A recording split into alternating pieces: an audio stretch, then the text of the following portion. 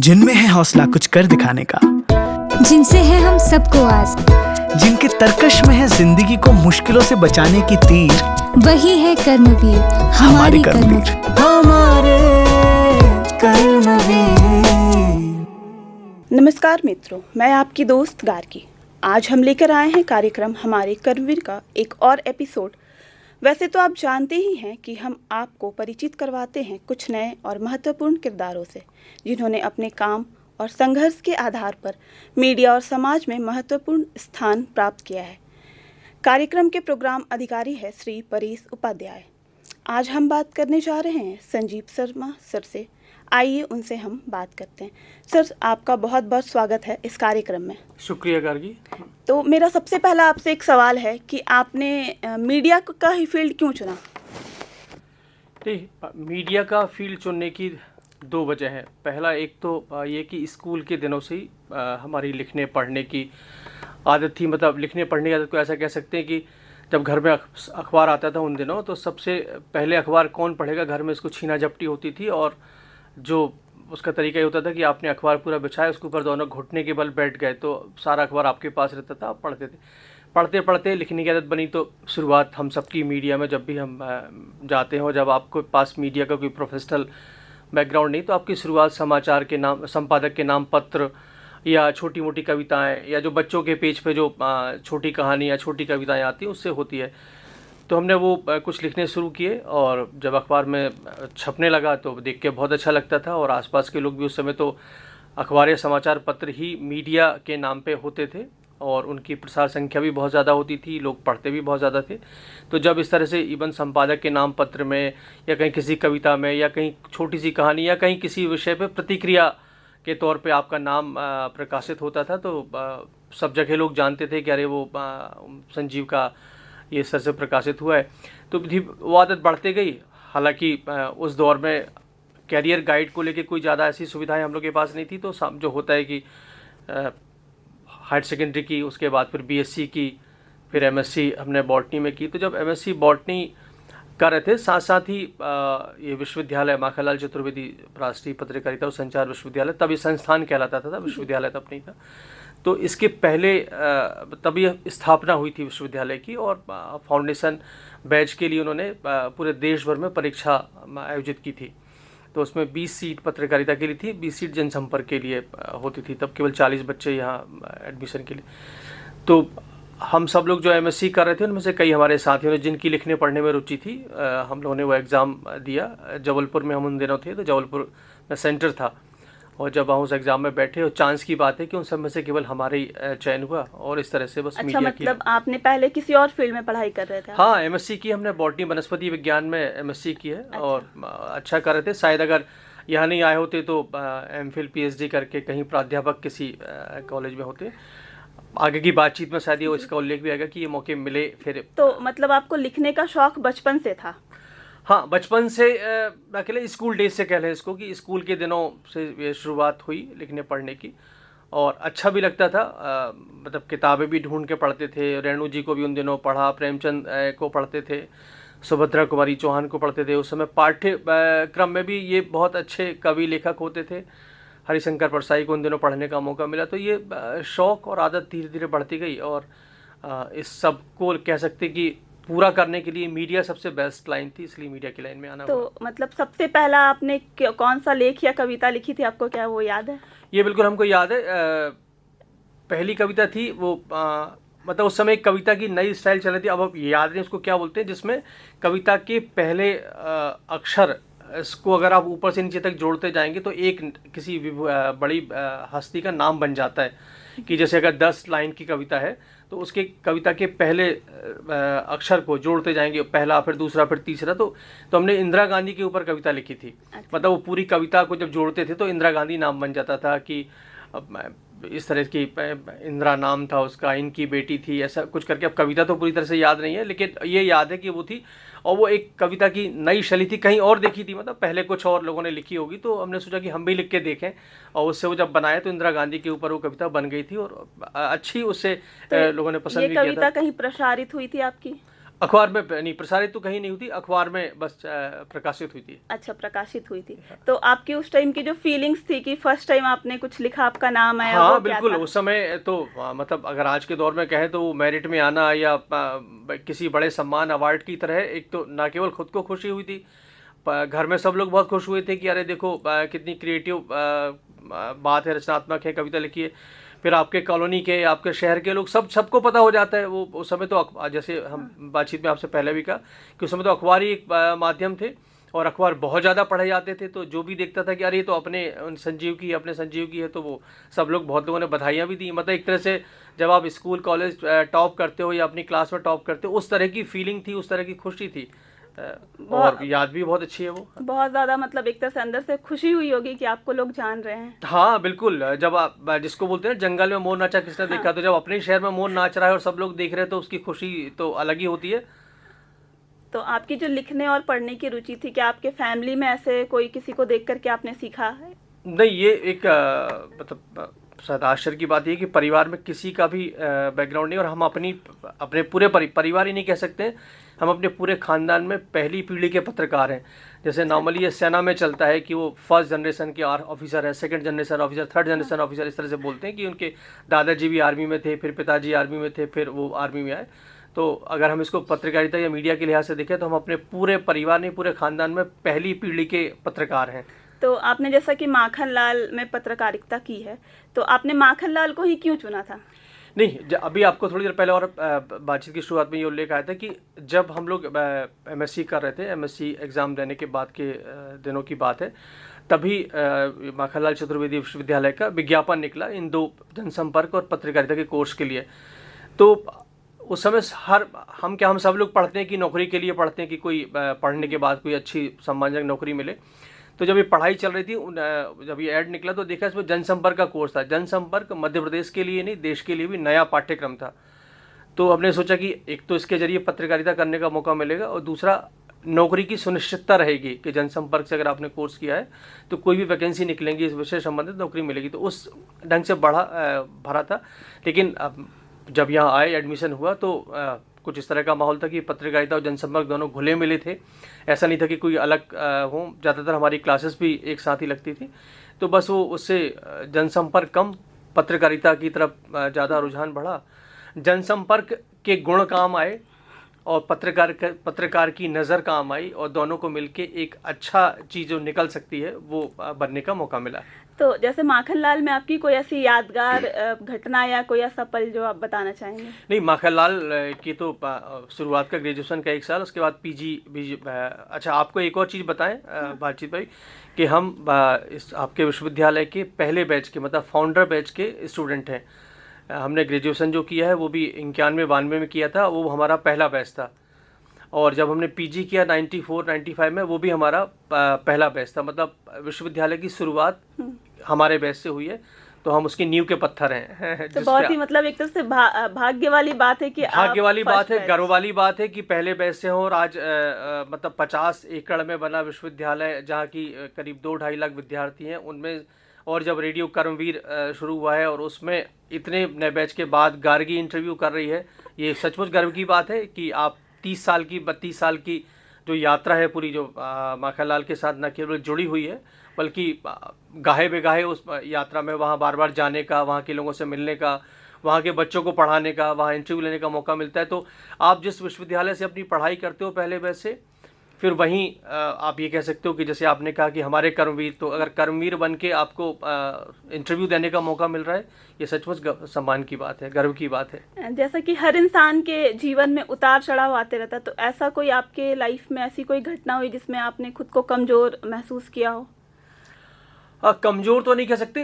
विश्वविद्यालय से जुड़ा ही एक प्रसंग है, जब शायद वो था कि जब यहाँ एडमिशन हो गया ग्रेजुएशन में, और तुम भी कॉलेज में पढ़ रही हो, सभी हम लोग जानते हैं कि कॉलेज की पढ़ाई को हम लोग थोड़ा सा लापरवाही के तौर पे लेते हैं।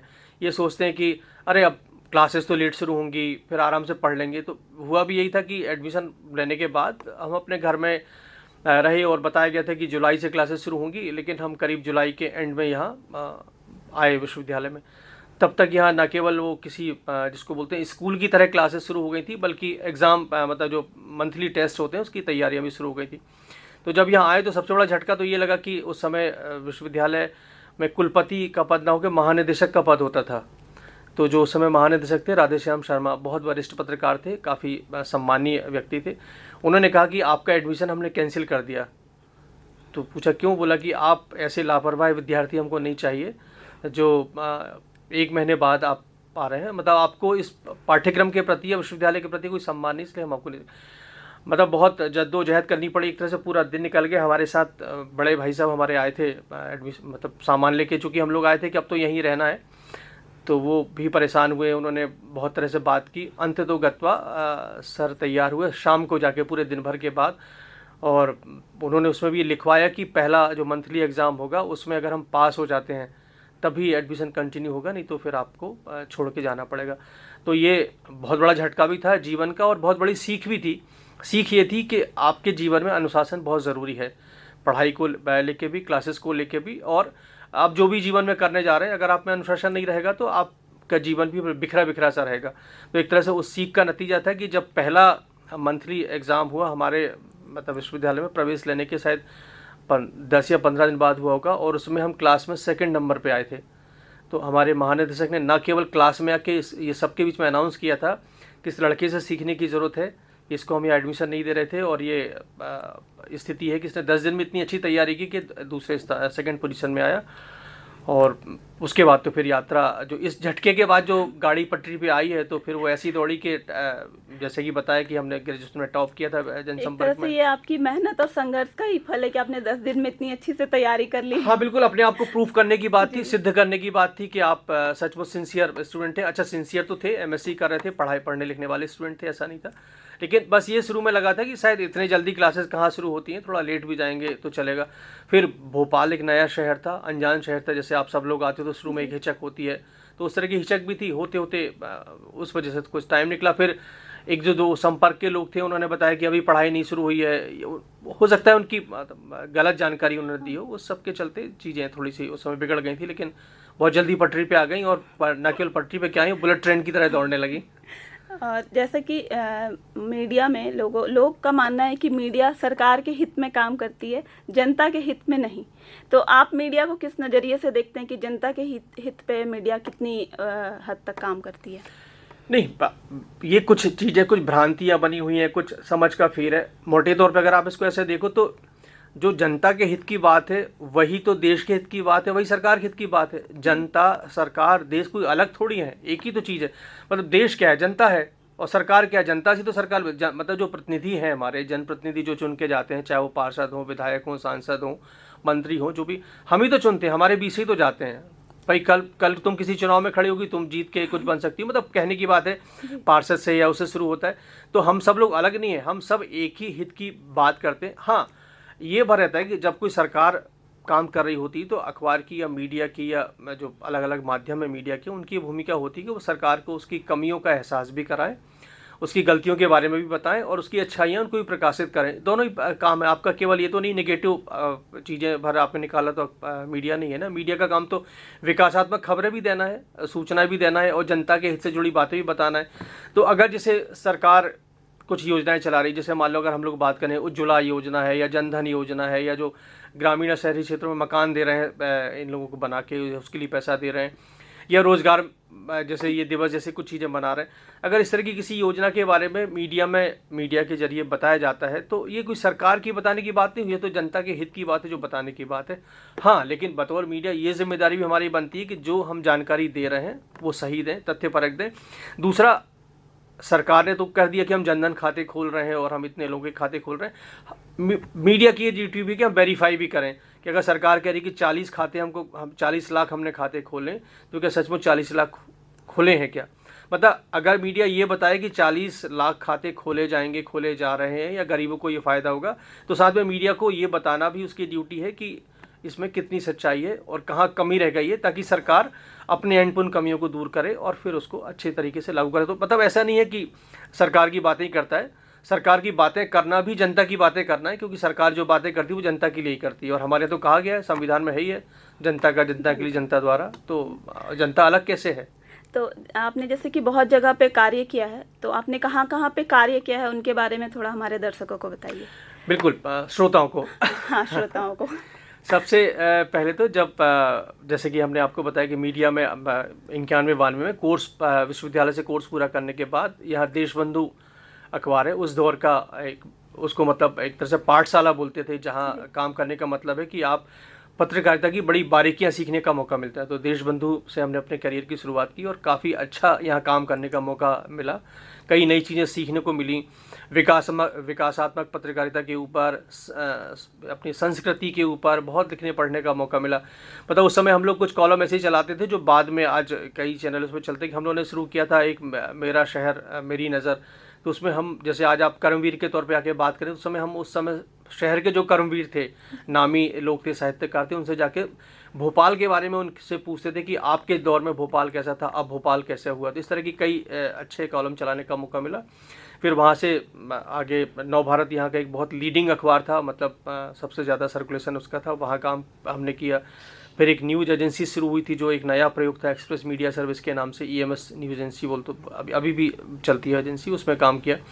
इसी बीच में भारतीय सूचना सेवा में चयन हो गया, तो वहाँ एक बार इसको फोल्ड करना।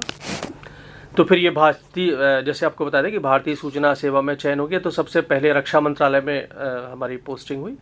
और रक्षा मंत्रालय की एक पत्रिका भी निकलती है सैनिक समाचार के नाम से, जो करीब 13 भाषाओं में निकलती है और 100 साल से प्रकाशित हो रही है। मतलब देश की बहुत पुरानी प्राचीनतम पत्रिकाओं में से एक है। उसमें संपादन का काम भी हमने संभाला। उस दौरान देश के अलग अलग हिस्सों में, बॉर्डर में जाने का मौका मिला, टैंक के अंदर बैठ के आपको देखने का मौका मिला। फिर एक रक्षा संवाददाता कोर्स होता है, वो हमने किया उसी रहते हुए, तो वो सैनिक के तौर पे आप कैसे काम करते हैं वो जानने का मौका मिला। तो बहुत सारी चीज़ें इनके जो लड़ाकू जहाज़ हैं उनको देखने का करीब से मौका मिला, वो काम किया। उसके बाद फिर वहाँ से आकाशवाणी में पदस्थापना हुई। तो पहले हम असम में सिलचर में भी हमने काफ़ी वक्त गुजारा, तो वहाँ पूर्वोत्तर को जानने का मौका मिला, पूर्वोत्तर को समझने का मौका मिला। और उस दौरान एक हम लोगों के सब सामूहिक प्रयास का नतीजा था कि पूर्वोत्तर के हमारे आकाशवाणी के केंद्र को पूरे देश में सबसे सर्वश्रेष्ठ आकाशवाणी केंद्र का पुरस्कार भी मिला था। फिर वहाँ से भोपाल ट्रांसफ़र हुआ, तो करीब 5 साल से भोपाल में पत्रकारिता कर रहे हैं। और जैसा कि आप जानती हैं, बीच में आप लोग भी कई बार आए हैं और नहीं मिल पाए हैं, कि अलग अलग कवरेज के लिए जाना पड़ता है। कभी प्रधानमंत्री, राष्ट्रपति, उपराष्ट्रपति के दौरे होते हैं प्रदेश में, तो उसमें जाने का मौका मिलता है। तो जैसा कि आप मीडिया भी एक तरह से संभाल रहे हैं और हमने सुना है आप किताबें भी लिखते हैं, तो ये चीज़ों को आप किस तरह से मैनेज कर पाते हैं अपनी लाइफ में?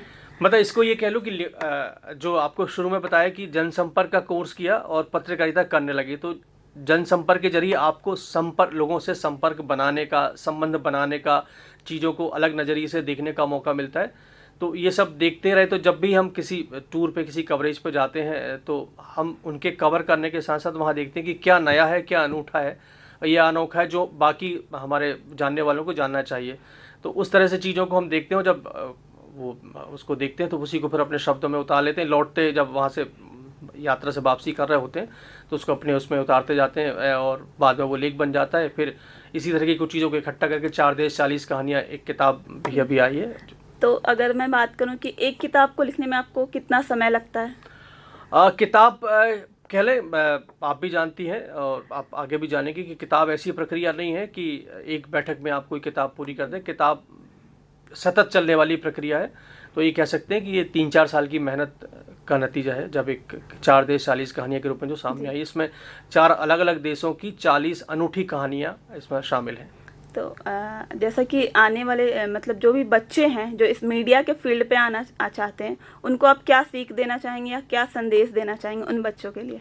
सबसे मूल संदेश ये है कि पढ़ना सबसे ज़रूरी है। आप पढ़ते रहें, आप कुछ भी पढ़ें, मतलब पढ़ने के लिए साहित्य भर नहीं है। आप अखबार पढ़ें, दूसरे किताबें पढ़ें, कोर्स की किताबें पढ़ें, कोर्स से बाहर की किताबें पढ़ें, पढ़ते रहें और पढ़ने के साथ साथ लिखते रहें। किसी भी मीडिया में जाना हो, बिना पढ़ने और लिखने के आप उस मीडिया में सर्वाइव नहीं कर सकते। और सबसे बड़ी बात है, हर व्यक्ति से कुछ ना कुछ सीखने का मौका मिलता है, तो सीखने की कोशिश करें। जितना ज़्यादा सीखेंगे इस लाइन में उतने ज़्यादा सफल होंगे। मतलब एक तरह से मीडिया में लिखना और पढ़ना ही सब कुछ है, कह सकते हैं। बिल्कुल, लिखना पढ़ना तो सबसे ज़रूरी। लिखेंगे पढ़ेंगे तभी आप बोल पाएंगे जी। जब आपके पीछे ज्ञान की पृष्ठभूमि होगी तभी आप किसी को कुछ आगे बता पाएंगे। तो लिखना पढ़ना तो बहुत ज़रूरी है। तो ये थे हमारे साथ संजीव सर। आपने इनको सुना, इन्होंने हमें अपने जीवन के उतार चढ़ाव के बारे में बताया, अपने कार्य के तमाम चीज़ों को बताई। आशा करती हूँ आपको पसंद आया होगा। आप सुनते रहे कार्यक्रम हमारे कर्मवीर जनगण मन की बात। आओ हम सब थामे हाथ, गाँव शहर के करेंगे बात, खेतों और खलियानों से जुड़कर करेंगे जनगण मन की बात। 90.0 FM रेडियो कर्मवीर सुन रहे हैं आप। रेडियो कर्मवीर जनगण मन की बात। रेडियो कर्मवीर हम हैं आपके साथ। रेडियो कर्मवीर जनगण मन की बात।